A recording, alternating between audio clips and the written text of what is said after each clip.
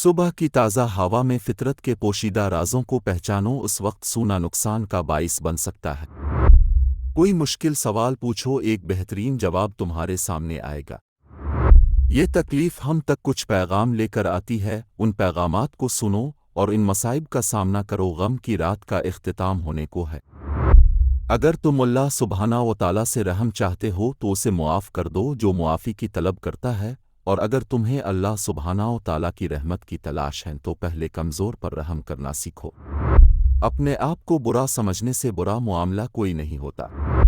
جو شخص دل کا صاف اور سچا ہے وہ دوسروں کو بھی اچھا سمجھتا ہے۔ ایسی مصیبت جس میں ہمارے لیے بہتری ہو وہ سزا نہیں ہوتی۔ اگر مصیبت کے وقت لوگوں سے پناہ اور خیر کی امید ہو تو جان لو کہ تم سیدھے راستے سے بٹک چکے ہو۔ اگر تم چاہتے ہو کہ تمہیں سہارا دیا جائے تو اپنے ہاتھ دوسرے کے لیے کھولے رکھو۔ کسی ایک رات جاگ کر گزارو، جس شے کے تم سب سے زیادہ چاہت رکھتے ہو اس چیز کو تم اپنے پاس پاؤ گے۔ بے شک اللہ نے انسان کو پیدا کیا ہے اور واپس لوٹ کر اسی کی طرف جانا ہے۔ خوف اور مایوسی سے نکلو اور یقین اور اعتماد کی رسی تامو۔ دنیاوی زندگی بہت مختصر ہے، اس کے پیچھے مت بھاگو، آخرت کی تیاری کروں وہی اصل زندگی ہے۔ پیاسا شخص خود کو چشمے کی طرف بڑھنے سے کوئی نہیں روک سکتا۔ عبادت کا مزہ ان لوگوں کو عطا ہے جو حلال رزق کماتے ہیں۔ متکبر لوگوں کی زندگی دوسرے لوگوں کے لیے عبرت کی نشان ہوتی ہے۔ کائنات کا ہر ذرہ اپنے اندر ایک راز چھپائی ہوئی ہے جس پر غور اور فکر کرنے سے ہی اس کی حقیقت ظاہر ہوگی۔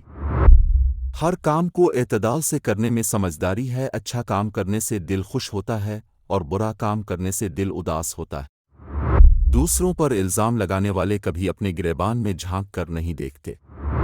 بہت زیادہ مال اور دولت جمع کرنے کے باوجود بھی قبر میں انسان خالی ہاتھ ہی جاتا ہے۔ دنیا کے تمام کام اللہ کی مرضی کے مطابق ہوتے ہیں۔ وفا ایک بہت ہی خوبصورت اور انمول جذبہ ہے۔